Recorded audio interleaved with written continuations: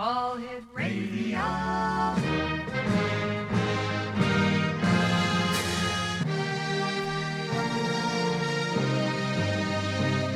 Welcome to the X Zone, a place where fact is fiction and fiction is reality. Now, here's your host, Rob McConnell.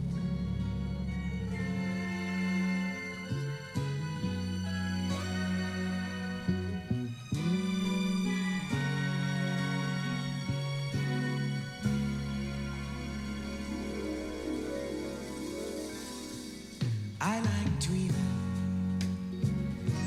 'cause dreaming can make you mine. I like dreaming, closing my eyes and feeling fine. When the lights go down, I'm holding you so tight. Got you in my arms and it's paradise till the morning light.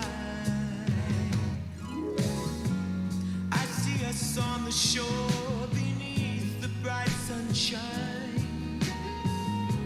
We walked along singing. And welcome back to Hour 2 of tonight's show, X-Zone Nation. I'm Rob McConnell. This is the X-Zone, a place where people dare to believe and dare to be heard. It's also a place where fact is fiction and fiction is reality. And as you know, we're here Monday through Friday from 10 p.m. until midnight on the X-Zone Broadcast Network, Talkstar Radio Network, Mutual Broadcast Network, and on your hometown radio, Classic 1220 CFAJ AM, streaming us at classic1220.ca. Our guest tonight is Craig Sim Webb, a world-renowned dream researcher, speaker, and author based in Montreal, Quebec. With over 3 decades of experience exploring the frontiers of consciousness, Craig has helped thousands discover the transformative power of their dreams. He's the executive director of the non-profit Dreams Foundation and the author of The Dreams Behind the Music. As always, Craig, great having you here with us tonight in the X-Zone. How are you, my friend? Great to join you again, Rob. Doing well and loving the summer arrives here. That's great. Craig, for the many listeners who have not heard you on the show before because of all the new affiliates we've had joining us, let's start at the beginning. What sparked your lifelong fascination with dreams and consciousness? Sure. And by the way, big congrats on all the new affiliates and the expansion of the show, too. Oh, thanks very much, my friend. That the message is getting out to many more folks. Well, that's because we have guests like you on. Oh, okay. Well, I'll try to digest that one. I guess maybe that was one of the little sparks that was in my powerful near drowning. Actually, I got stuck under a whitewater raft at the start of my journey. You know, I was studying physics, so I kind of was, at the time, I say I was a scientist or I was a physicist, and now I can say one of me is a physicist. But I didn't really know I was stuck in thinking and, I guess, analytical mind and objective kind of experiments. And then after this near drowning, I started remembering up to 10 dreams a day, even having lucid dreams, premonitions, and it was way outside my physics training, but at least I was open. I started noting the data, I guess recording the dreams. Started seeing patterns, started researching more, ended up at the Stanford research, lucid dream pioneering research at Stanford in California. One thing led to another, and over the years here, I've been able to integrate what I call kind of first-person subjective science, all these crazy experiences that we have called dreams, nightmares, etc., and then the more empirical science to sort of check out statistics, physiology, and see what's happening, and try to bring the two together, and that's been my journey, really. Well, what is the central mission behind your work at craigwebb.ca and the Dreams Foundation? I guess empowerment, inspiration, bringing some of the amazing research and personal insights, some of the community-based research statistics that we've learned and discovered out to more people. For example, at Stanford, we proved scientifically, with the sleep lab electrodes and the whole thing, that people can be conscious while they're dreaming. And now it's known as lucid dreaming. But at the time, it was kind of a shock. Wait a minute, you can't be awake while asleep. That's an oxymoron. And so those kind of insights more and more come out to the public, and then they become, mainstream knowledge, perhaps. And a little more lately, I think we've talked about a number of these things, but I've been bringing forth more what's applied dreaming. In other words, practical uses and benefits of, resolving our nightmares, maybe getting creative inspirations, healing ourselves with subconscious insights dreams. Any interesting dreams from your side lately, the last few months? No, nothing. It's been rather strange because of all the geopolitical unrest and how President Trump and all his rhetoric against Canada and our prime minister, and it's been rather unsettling. And I thought that I would have more dreams, but by the time I get home and I get to bed, Craig, I'm just wiped, and I just go to sleep. I go to sleep at 2:00, and I'm back here at the studio at 7:00 in the morning. So okay. Well, I'm sure our listeners appreciate that. Well, you're being devoted host, Well, being a devoted host is just part of what I do here. We've got our publishing arm, we have our TV studios and our production time, and it just seems that there's never any time for me. And I believe when I have that in my mind, I don't dream. I mean, I do dream, but I don't remember the dream because I'm so darn tired. Yeah. Well, you're putting most of your focus into, I guess, productivity. You could say you're really bringing your dream true, and we use that phrase. But, I mean, you're acting on the creative wishes of your subconscious that become your hopes for your life. Right. And that's kind of what applied dreaming is. You might not remember where the source of the inspiration or the dream for your life came from, but you're acting on it and bringing it true, and that's kind of the goal. Yeah, I remember one of the shows you were on with us years ago, and you brought the point out that if people have issues during the day, they're presented with a problem, and that little saying, "Let me sleep on it," and then during the night you actually, in most cases, like in my case, whenever I have a problem and I go to sleep, I'm actually able to work the issue out during my dream state. Yeah, or let's say even different states. Not all of those insights necessarily come in the visual kind of REM dream. Mm-hmm. Some come in the deeper states, or even just as we're waking. In fact, I have a little tip for listeners, and you can try this with full schedule, because me too, pretty full schedule. First off, just think of it as an incredible value-oriented place. Intuition, we call it during the day, but really at night, dreams is the same thing. So if we want to get the intuitive insights, it can sometimes save us lots of schedule time, a ruined deal or a bad health problem or a wrecked relationship or something. We can save ourselves lots of productivity by catching it earlier with dreams. But let's say we just devote maybe a Saturday or a Sunday morning to it. That's usually enough place for sort of boosting our intuition. And you'll see the important dreams come that day or the night before. And then there's a little kind of tip listeners might just know it. It sounds too simple, but it's actually really, really valuable. And I use a word a little differently here.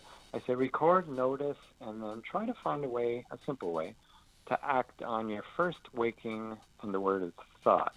But I put thought kind of in, sort of quotes there, Sure. Because it's a little bit different frequency of the brainwave. It's the first waking thought, so it could be kind of a body sensation or more of a feeling or even music. But that first thought is pretty much close to like the meeting summary of all your wishes, intentions, and maybe your incubations for the overnight. In other words, that's what your dreams are answering when you say, I'll sleep on it. First waking thought can really, really bring the practical stuff. You've taught lucid dreaming to thousands. What was the first step for someone who wants to become a lucid dreamer? Well, often people are actually naturally lucid. Probably you've experienced this. I'm sure many of the listeners. And people don't realize it, so kind of just naming and accepting and realizing it's not that hard. When we've had a nightmare and we've kind of been freaked out at the end and we've woken ourselves up like, I'm out of here. Yeah. Ever done that? So that's officially lucid. Some part of you realized it was a dream and took an action. You left the dreamscape. Maybe not the best action overall, because if you're totally in a dream and your body's safe in bed, why run away?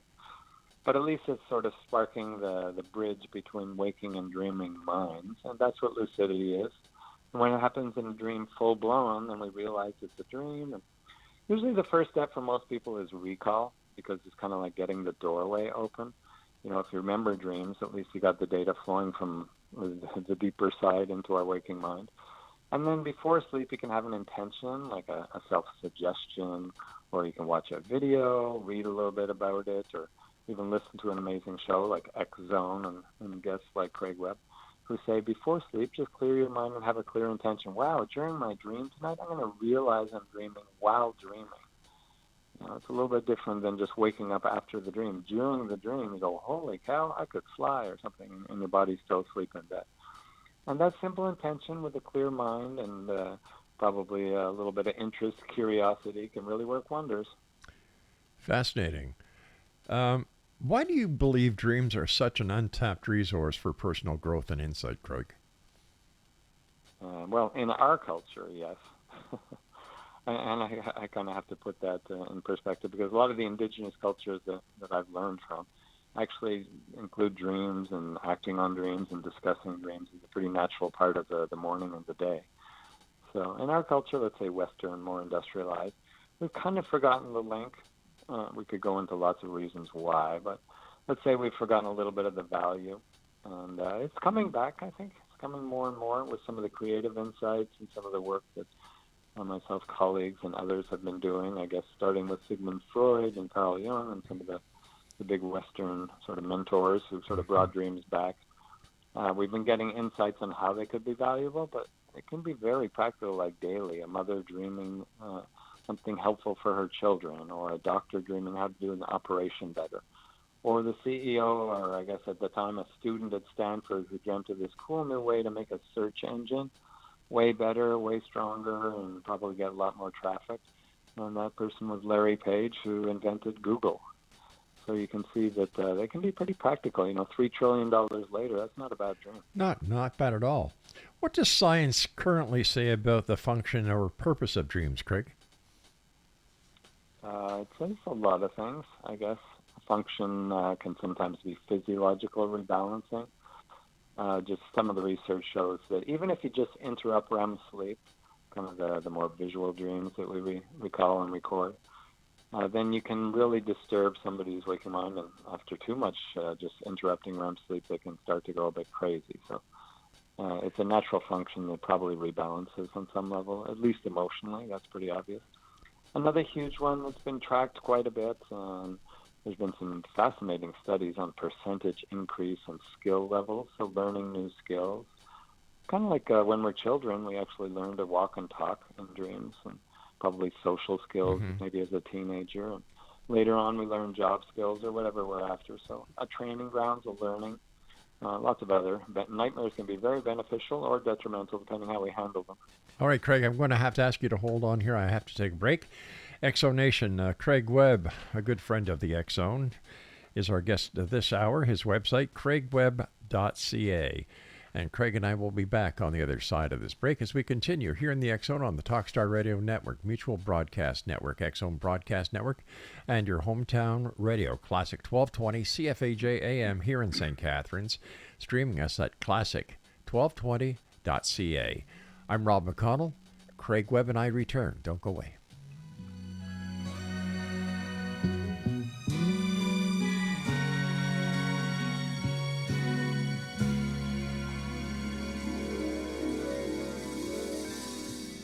I like dreaming, 'cause dreaming can make you mine. I like dreaming, closing my eyes and feeling fine.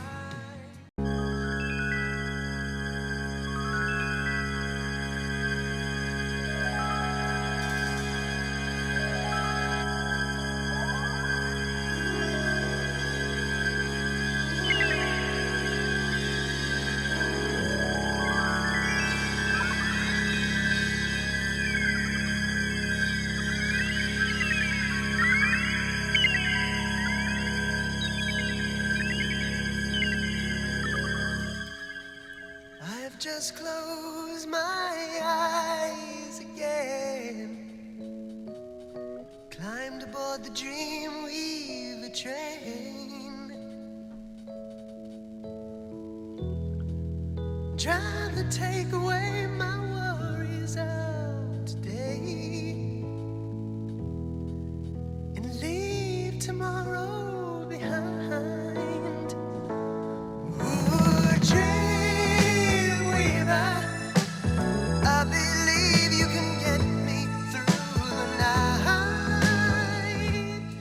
Speaking about dreams, our guest this hour is Craig Webb, and he's a dreamologist. Hey, I just made that up. Craig's website is I like Craig. that. You can use it. CraigWebb.ca. Craig, what happens if people don't dream? Yeah, we just started on that before the break. Yeah. Well, first off, they can start to sort of not sleep so well. But when we selectively interrupt just the REM sleep, as we sometimes have tried in the laboratory for research, after a little while you'll start getting waking hallucinations. In other words, there's some kind of pressure release that's not happening at night when it normally should. And in the lab, it's kind of controlled, so we keep the people safe. But after a while, they'll start sort of dreaming during the day, but kind of losing touch with normal waking perception reality. Let's say a new kind of augmented reality that's not intentional. So not so good, not so helpful. Would that be classified as sleep deprivation? Yeah, sleep deprivation is usually the whole sleep cycle. In other words, I guess for torture or whatever it's done where people get deprived, Yeah. they interrupt the whole sleep, or maybe they turn lights on and off randomly. But when it's just selective for the actual dreaming, it's of the visual dreaming, then it ends up being the visual hallucinations during the waking. And I don't know if research has been done just for other sleep deeper states, like deep sleep only, or, kind of stage 2 sleep being deprived, but probably there's similar results. Whatever's missing from a natural physiological cycle is going to kind of start to push through in waking hours, I imagine. Yeah, I know when they were doing MK Ultra up at McGill University, the CIA that is, that sleep deprivation was one of the methods that they used on the patients who were there at the Allen Memorial Institute without knowing that they were subjects of a CIA experimentation that the Canadian government had, condoned and blessed. And how I know this and why I've got such a negative feeling about the CIA and MK Ultra was because my mom was one of the patients that underwent the experimentation of the CIA at the Allen Memorial Institute. So, wow. Yeah. Okay, wow. That And was- did she have lasting effects from it? Yes, did she tell definitely. that? Yes, she did. Yes, she did. God bless her. We lost her 4 years ago. I remember as a kid, we lived in Park Extension. You know where that is, Craig? Yeah. Ogilvy Avenue. We lived on Wiseman and Danvers, downstairs, facing St. Clair Laird School. My mom would be brought home with a nurse. The nurse would stay with her and myself and my younger brother for 3-4 hours until my mother was back to quote-unquote normal. And then she would leave, and I'll never forget the name of the nurse. It was Mrs. Sangster. And Oh, wow. there was one time... Maybe she's listening. I doubt it. Mrs. Sangster... She's pretty old now. Pretty old now, yeah.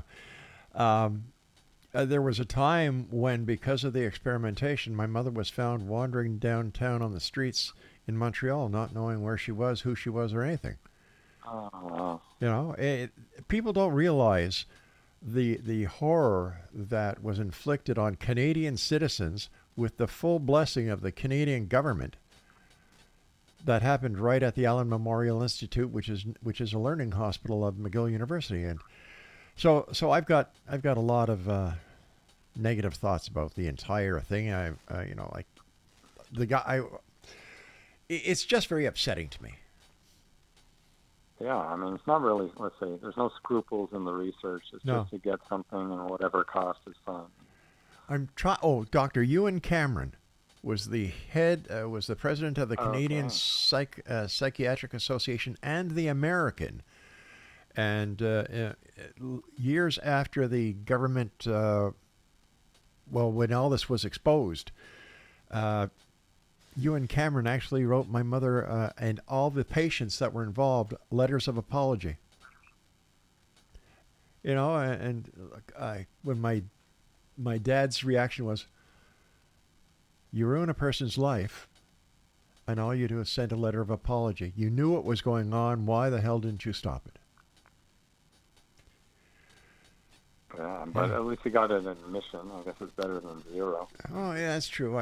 But I can remember the hell that she went through. And it was like PTSD. And probably you as kids, because she's like always acting out, probably more emotional than normal. Yeah.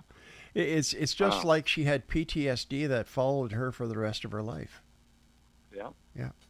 Yeah. And it's like once you disturb the cycles, like anything else we learn, it's creating neural pathways that then, they're not forever necessarily, but they're a trend now. So she's probably waking up in the middle of the night, and she might have like Parkinson's or other effects later. Yeah. So anyway, how the hell did we get on that subject? Her beautiful. So. Yeah. I think the general trend is there for researchers, and let's say anybody exploring scientifically. Let's keep scruples and kind of people and the end goal of serving in the mix. Yeah. Not just sort of finding out something without caring.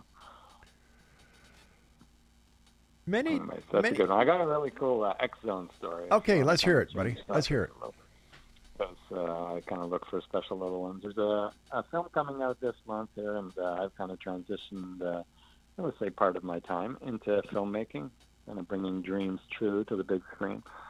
And Stephen Baldwin, a filmmaker, I guess, over in the UK, was walking in his dream, walking through a street, kind of unknown and sort of a little bit of familiarity, but kind of shaky, and then heard the blood-curdling scream. Woke up a bit shocked and like, whoa, what was that? So he kind of went down, and somehow he saw the street name, I think, and he went down and started researching the specific location in the street and checking the back records and everything. And after a lot of research and some help from some current living people, he found out that a girl was actually murdered right at the exact location that he dreamt of. Holy cow. Because he went to the location. I think it's Christian Street or something. I forget the name. But he went and found it, but in 1881, which is an interesting palindrome, but it's a long time ago, 150 years or so. Mm-hmm. But kind of looked through the records, through the research, asked around some surviving family members, checked the case, and then found family members even of what might be the perpetrators. Long story short, he seems to, at least he feels that he solved the murder, turned it into a TV series 15 years after the dream. It's coming out next month.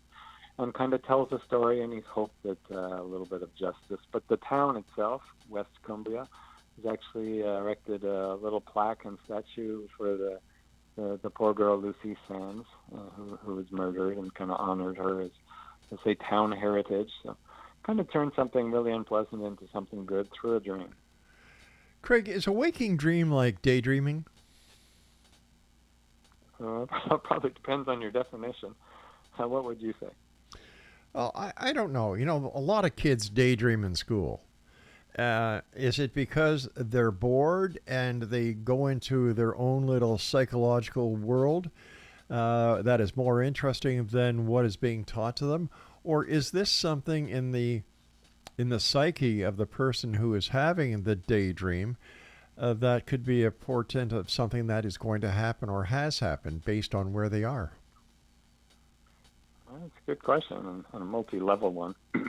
First level, I would kind of say it's probably important to see what age, because it is quite natural for younger children, especially like really young children under about 7, to sort of have multiple states, and sometimes like the pretty young kids, few years old, can mix up waking and dreaming. So I don't know if we have an exact word for it, but let's just say multiple levels of perception that aren't the same as an adult with their regular physical world model. So that might be in the mix a little bit. Probably the classroom is also hot. Maybe the teacher's boring and your mind starts drifting, so that happens also. What it drifts and what data comes, that can depend an awful lot on the individual. So could there be some portentous or sort of precognitive stuff? Probably. The inner senses could start to get activated, and precognition is one of those. Could it just be random wanderings about what the teacher is talking about or what they drank earlier at lunch or something like that? Could be that also, but definitely they're probably starting to tune in with other senses in the physical. Some people actually have full-blown experiences, like can mix up sort of waking and dreaming. Have you ever heard of déjà vu, but in the sense of déjà visité? No, I haven't. No. What is that? So déjà visité, and there's also another one. I'll try to remember it in a second. But déjà visité is I've been to this exact place, and in the experience, you're in the same physical location, but many years before, a little bit like our filmmaker I just spoke about. Okay. So 150 years ago, the guy actually was like currently in his dream, of course, in the same place. Like, wow. So there's something cross-time, but a geolocation kind of sense. And then there's another one, the name's escaping right now, but where you can actually kind of cross time in a very interesting way. So déjà vu is a little more common, so you kind of know what the person's going to say, or you've been here before or something. But it can really be full-blown, and I imagine if a kid's maybe a little bit more of a sensitive kid who's a little bit integrated with some of their creative insights and a little bit more open boundaries and things like that, they could surely tune in like that. And maybe get some helpful stuff, like get an idea for the essay that the teacher's babbling about. Yeah. That's that is something that is quite possible. But how much do we really know about dreaming? Are we just scratching the surface? Are researchers like you and your colleagues, are we getting more into the nitty-gritty of dreams, or are we still at that stage where we're still not sure? Well, I think there's always going to be some unsure. You could say dreaming is pretty much like experience, which it actually is. It's not necessarily physical reality, but it's real experience. There's emotions that go on, there's perceptions, sometimes even like physical repercussions in bed. You kicked out or you acted out, or some people have marks on their body waking up from like dream activities. That's a little more rare. But you can start to see lots of bleed through from the experiences. So they're real in that sense. And will we ever really know what all experience is meaning or connected with? Probably not. All right, Craig, we've got to take our break. Craig, please hold on to that thought. I'll come back after the break. All right, thanks, buddy. Exonation, Craig Webb is our guest, www.craigwebb.ca. And this hour of the X-Zone, we're talking about dreaming. Dreams. I used to dream a lot. The only difference between a dream and reality in my book is just doing it. We'll be back on the other side. Don't go away. Just close my eyes again. Climbed aboard the Dreamweaver train. Trying to take away my worries of today.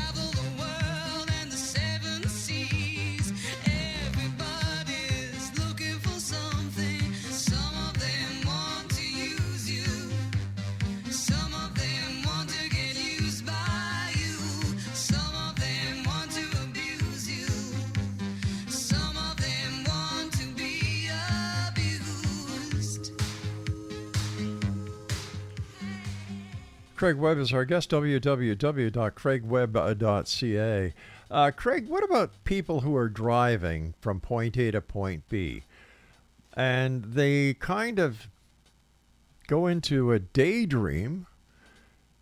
They miss all the stops, they miss exits, they miss time. Is that a dream, or is that more like highway hypnosis? Probably people, like often with these things, people might use different labels or descriptions. First of all, it's not really healthy, so get some sleep before you do the long journey. But in terms of kind of the state, they're probably going to be in less than what we have now, like I'm talking to you in kind of a pretty much beta waking normal state. So they're going to be in an alpha or deeper state, hopefully not too much towards theta or delta. In which case they're like going to almost start snoring at the wheel here. But yeah, memory, different functions of the mind, even different functions of the body are available in the different states. You can track it physiologically while you sleep, but you can even see during waking that your heart rate and even your heart rate variability, the distance between heartbeats, changes depending on what activities you're doing, what thoughts you're thinking. So you're sitting there pretty still driving, the body's not really doing much, and your eyes are pretty focused, probably on like repetitive road lines, maybe at night being worse, so it's kind of dark. Almost guaranteed you're going to have to keep some extra energy not to go into an altered state. Hypnosis, I'm not so sure, but let's say a state that could be like if you were hypnotized. What has been your most startling discovery doing your dream research? Personally, startling discovery. That's a good one. Well, I think from my book, you can see that I just love the idea that a lot of the major artists of our time and even of the past, Beethoven, Mozart, nowadays Taylor Swift, Billie Eilish, a lot of the new ones. Even I think a couple of weeks ago, Sammy Hagar. You remember the singer from Van Halen? Yeah. He's still going, I guess, still doing music. Eddie Van Halen was passed away, bless his soul. But the singer actually dreamt of Eddie Van Halen. The crossover soul came and was teaching him a guitar lick that they'd done a while before when they performed together. And he wrote a new song. And these kind of dreams of sort of, I guess, deceased coming to help with creative projects or teaching a skill like Jimi Hendrix, who often comes in waking guitarists. In living, like current dreaming guitarists actually get the deceased person coming teaching them guitar. I find that like mind-blowing, amazing. So imagine this, like this could be my new book title, maybe even a film. But I've started on the film direction. For me, I guess during the pandemic, my dad passed away. I'm sorry to hear that. Pretty upsetting. It was 6 months, quite a journey. So very tough. I took a trip to Hawaii, where I think we both enjoy a lot, near Kihei. Yeah. And I was kind of there, integrating, playing, trying to be in nature, and processing some of the grief. And then the first visit of my dad after he passed came in a dream, and he said, "Let's go catch some big fish." And I'm kind of like, okay. I woke up and I thought, well, I don't have a rod, and I wasn't really planning on deep sea fishing or anything, so I guess I'll just see later. And kind of put it in the inbox. Anyway, later that day, we were taking kind of a day off from activities, and I looked out at the ocean. There was this huge kind of spume of mist when the whales kind of breathe. Mm-hmm. And I said, oh, and right at that moment, and this is kind of a little important tip for people, when you remember a dream, it's often connected with a decision around the time of when you remember it. But right at that moment, I remembered the dream with my dad. Let's go catch some big fish. Well, a whale's a big fish. And the insight came, catch them on video. So what I didn't tell is I was just experimenting with my drone. So I guess I had to face a bit of a fear and risk a $500 submarine, underwater drone if the wind changed or something. But I decided to kind of follow my dad's guidance. What the heck? It would make a good story, like telling it on the X-Zone later. And I got this incredible, mind-blowing footage of like whale, a parent and a baby, which is too synchronistic for me and my dad.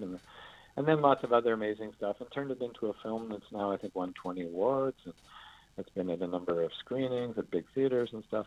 I'm not trying to toot my horn, but it just blows me away to answer your question that, like, a deceased person can affect the waking world, can give us amazing gifts, as long as we act on them, like you said just before break. And so that's kind of where my fascination lies. How do we bring these dreams real, and what kind of amazing gifts are in there? Yeah, that's true. How about your own music? Like, you're a very talented musician, as well as a very talented author. Does your music come to you in your dreams, Craig? Like, I'd say almost nightly. I'm a little bit of a rare case because in my book, The Dreams Behind the Music, I interviewed and researched about 200, maybe now 250, because I have a whole bunch of news stories. And I saw that there was lots of common themes, but one of the things I noticed was that most of them only had a few, at least the ones that they told, were a few dreams during their life with music. But in my experience, and also in the research I did, which wasn't extensive, but I did sort of some statistical research to see how easy is it for people who've never dreamt music to dream. And it was, for a scientist, it's like shocking levels of success. 7 people out of 7 within the first week. Wow. So 100%, and I was like, wow, we got to do a bigger study. And it almost seems like after talking to many people now, there's like something like a mute button. You do the little slider on your phone and you say, turn on the sound. Yeah. That if you choose to, if you're just aware that it's possible, you can actually dream sound of music. So maybe listeners will try it tonight. How can dreams be used as a tool for emotional healing or for trauma recovery? Would you say that this was the basis of your father's dream? He was helping you in your dreams to help you through the traumatic part of your life by losing your dad? Possibly. I would say for that specific case, many times I think it is that the deceased come and say, "Hey, I'm good. Don't worry. Stop stressing." Or they sort of help clean up unfinished business. I probably have a little different model than some people, so I'm kind of good that I can reach out. In fact, before my dad passed, I said, "Come visit in dreams. You know, I'll keep the channel open. I'll keep my phone handy, my dream phone." And so when he visited, I think he came more for probably, you know, he was always asking me, "Hey, where's your real job? You know, you're working in dreams. You're a musician. You're an author. What about a real job?" And I laugh and I say it with love, but he was always hoping I could really make it in something. But later on, he kind of said, "Well, if he's passionate and he seems to be doing well and sort of helping a lot of people, I guess that's fine." In this case, he came and I didn't really realize it right away. But with the footage I had and with the dream, I thought, well, that's pretty auspicious. When a deceased comes, you know, they're using up some kind of points, or I've kind of seen that there's a very good reason. They don't just come randomly when they're giving guidance. So I caught this video footage. What am I going to do? So I made a film. And now, you know, in the film, I actually say, "Thanks, Dad." But what I think I'm thanking is more than just the footage, maybe a bit of a new career direction. So I think it kind of came to spark even some of my dreams coming true in different creative ways. So it could be a lot of things, but for me, it ended up being some creative fun fulfillment. How about you? Any deceased visits ever or lately? No, none. And I'm kind of disappointed in that because my mom passed away during COVID. I didn't get to say goodbye. I went down with Laura. I went down with Laura to her memorial where we put her to rest in her urn at our family plot in Chambly, Quebec. Okay, yeah. And I thought, and I keep hoping that since her passing, that she'd drop by and say, "Hey, how are you?" or something, but nothing. I very rarely, and I can only think of two or three dreams throughout my life that have included those who have parted. Okay, wow. First off, I just want to say I think you're offering a lot of empathy. So many tough situations happened during COVID. I'm so sorry that you didn't get to. That's so tough with the isolation and that whole thing. Wow. Yeah, well, not only. I can't help but.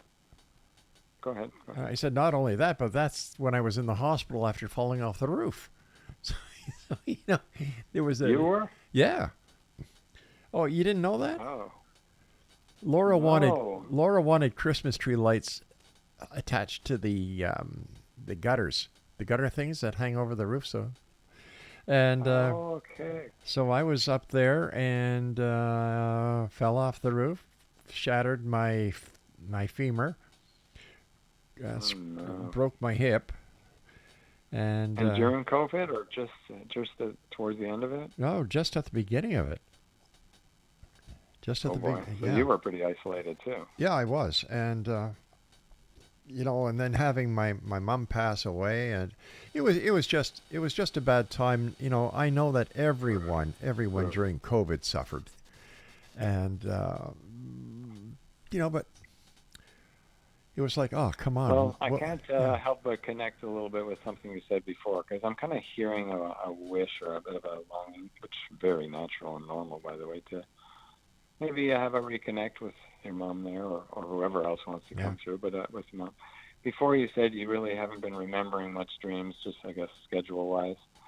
So that's kind of the prerequisite. You kind of have to have that door open. So you don't necessarily have to change much, but maybe a day a week where you kind of devote a little bit more to the inner inflow, and she's probably waiting.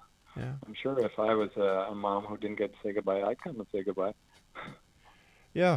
like every night when I get home, I sit and I get myself a coffee, and I sit in the living room. All the lights are off, and from our home, we overlook Lake Ontario, and I just sit there and just wait for the time. But do you ever sense something more like presence, or even just feelings, or the lights flicker, or something unusual? Nothing, my friend. Absolutely nothing. And But do you consciously invite her? Definitely. Yep, definitely. But you know what? It is what it is, and most probably something will happen when I least expect it, that I'll be able to call you up and say, "Hey, Craig, guess what?" Please do. I will, my friend. I can say one principle. I'm not sure it applies to you. Let's hold that because I've got to take my final break. So please After stand break. by. Yeah. Exonation. My guest is Craig Webb, a good friend in Montreal, Quebec, my hometown. And Craig and I will be back on the other side of this break. For more information about Craig and the great work he does, his books and his music, visit craigwebb.ca. This is the X Zone. I'm Rob McConnell, and you're listening to us on the Hometown Radio, Classic 1220, streaming at classic1220.ca. Sweet dreams are made of these. Who am I to disagree? I travel the world and the seven seas. Everybody's looking for something. Some of them want to use you. Some of them want to get used by you. Some of them want to abuse you. Some of them want to be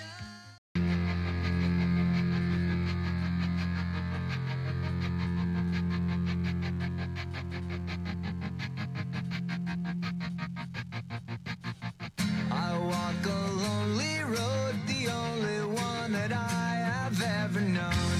Don't know where it goes, but it's home to me, and I walk alone.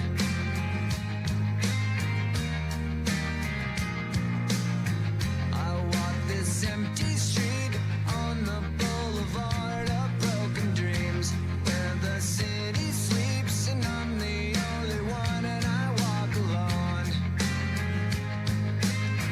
I walk alone, I walk alone. I walk alone. Craig Webb is our guest, www.craigwebb.ca. Craig, what about shared dreams? What's your take on that, and how do they work?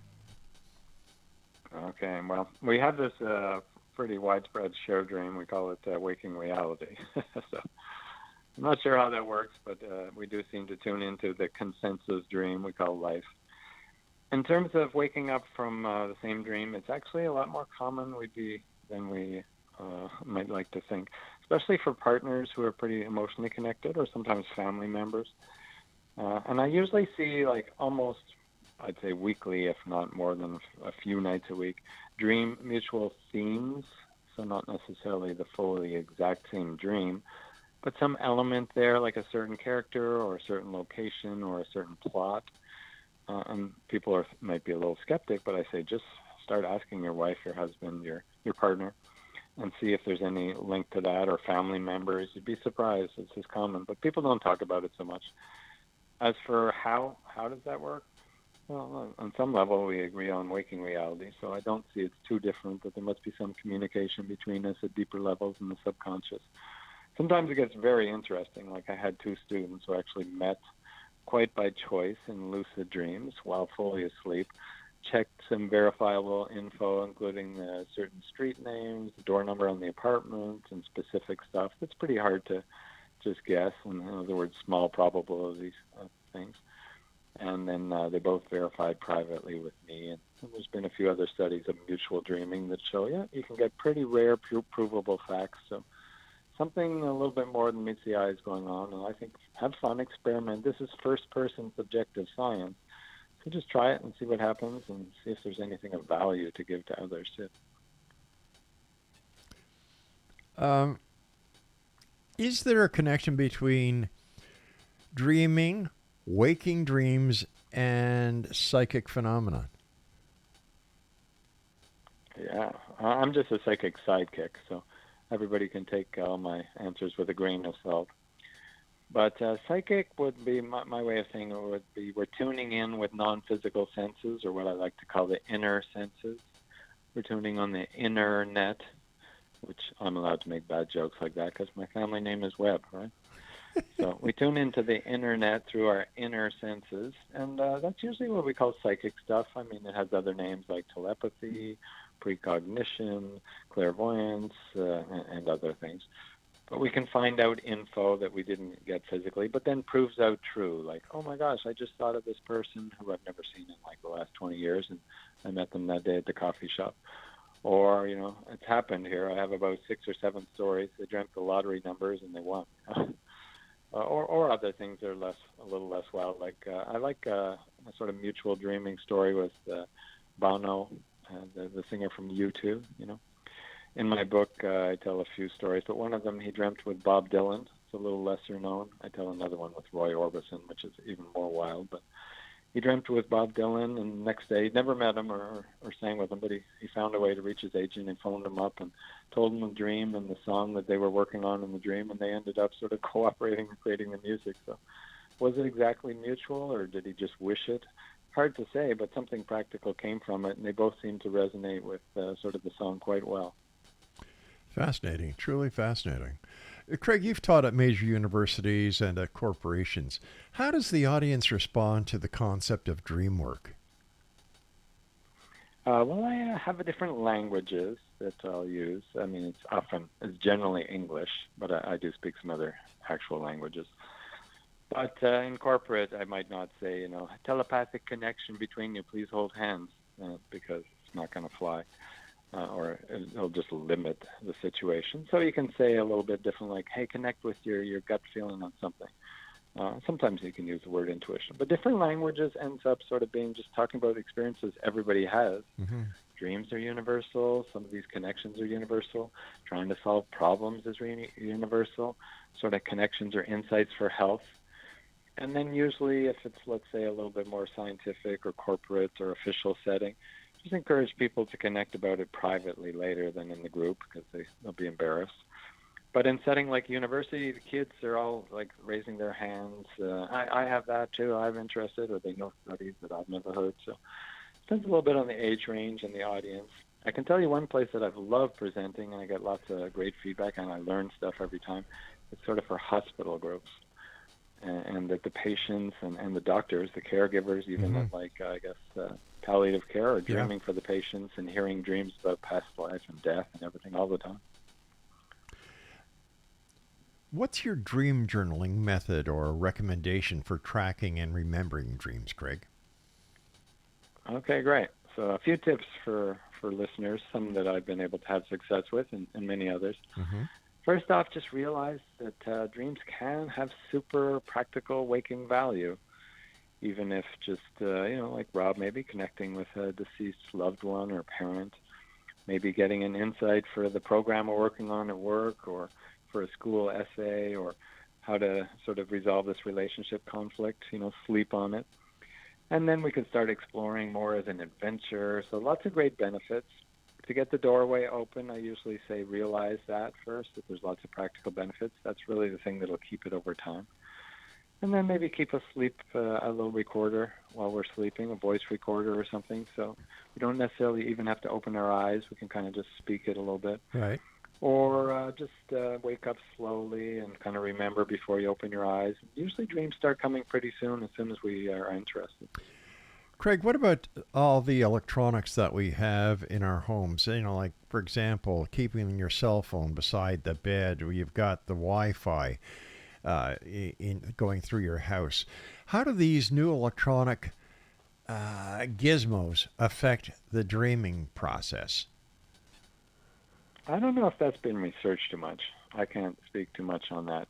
I do know one study that is a bit upsetting, but the strong radiation, so now I'm talking microwave cell towers, actually does really significantly, 4 to 5 times increase the likelihood of cancer and death within a short radius. So that's very unfortunate. But the softer radiations, Like, for example, Bluetooth is such short range, low energy. It's probably not going to do much Wi-Fi. It's kind of middle range, kind of like a house phone if you have a wireless phone. Not ideal right beside your head for hours, but maybe on the desk beside. But yeah, if you have the cell function, the actual cellular antenna, which is the microwave radiation, try to turn it off at night if you're keeping your phone handy. I imagine it's triggering a little bit like the cell towers. But as far as dreaming, I haven't really seen any effect, and I don't know of any research. What is the latest research in dreamology?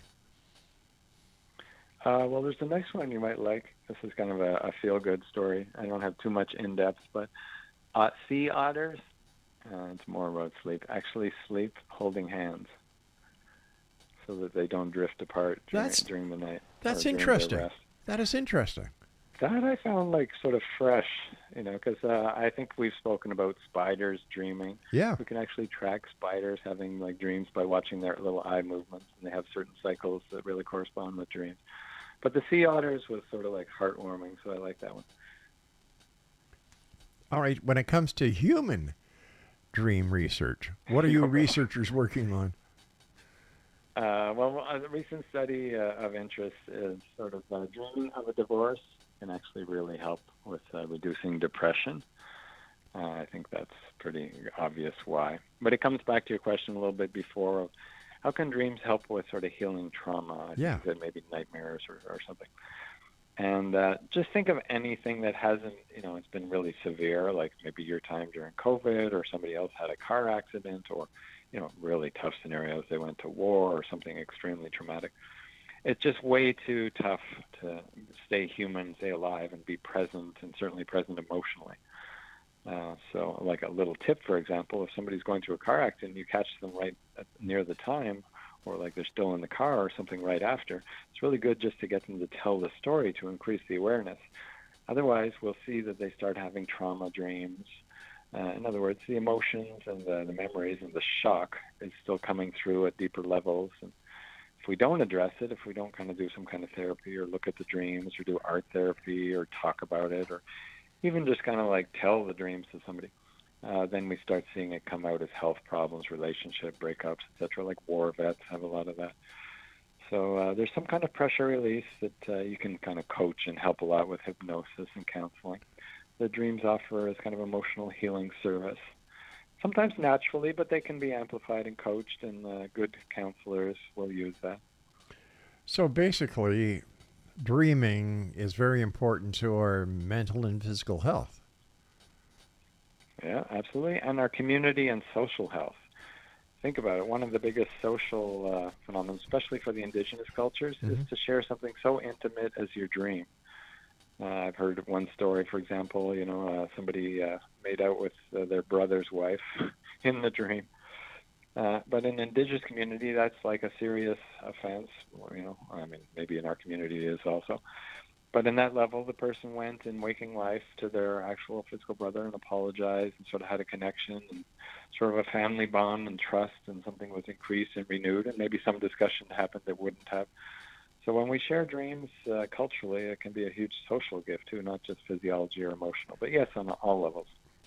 Craig, as always, whenever you're with us, time goes by so fast. Once again, tell us where we can get your books, your music, your videos. Is that all at your website, and are they available on Amazon?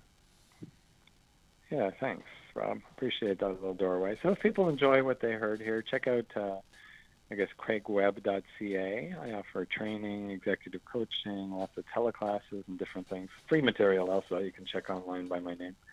And then if you want a more in-depth study for creativity and how you can use the same principles as top artists of different genres, the Dreams Behind the Music book, or dreamsbehindthemusic.com, is a good way.